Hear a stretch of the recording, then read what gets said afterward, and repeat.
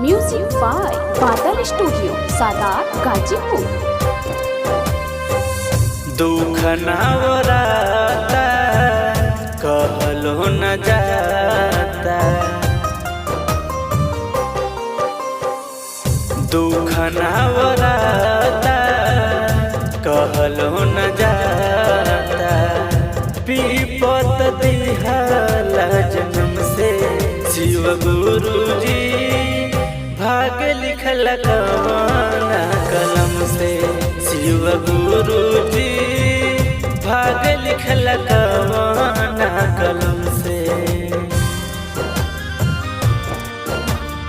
Music by Badal studio Sadat Ghazipur. माई के न देखले मिलल, पापा के न प्यार हो, खुश रहे तो हर शिष्य मिलल जब प्यार हो।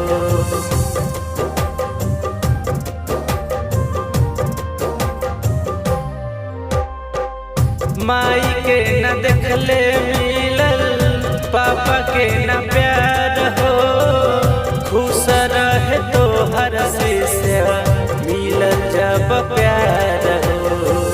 सब दुख भुलाई हंसी के चाही, हंसी दे के छीन लेला झट से शिव गुरुजी, भाग लिखल कवाना कलम से शिव गुरुजी, भाग लिखल कवाना कलम से।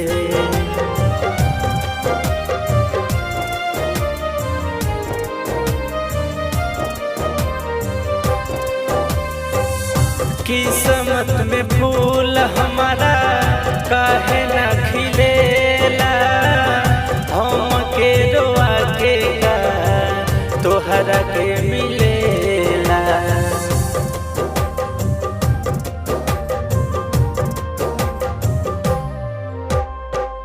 किस्मत में फूल हमारा काहे न खिलेला, हम के रोआ के का तोहरा के मिलेला।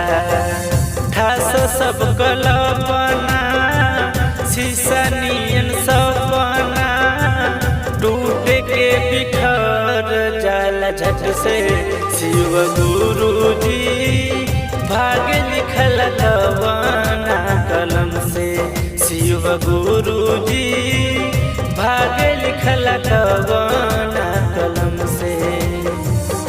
अगर आपको ये गाना पसंद आए तो आप हमारे चैनल को सब्सक्राइब एवं लाइक जरूर करें।